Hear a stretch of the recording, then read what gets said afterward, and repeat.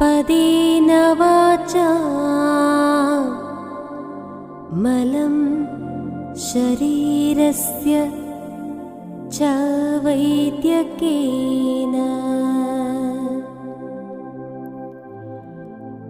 योपाकरोत्तमं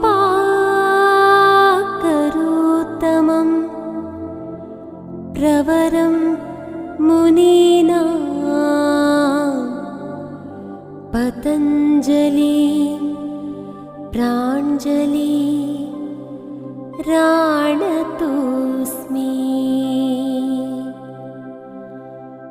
गुरुब्रह्मा गुरुर्विष्णु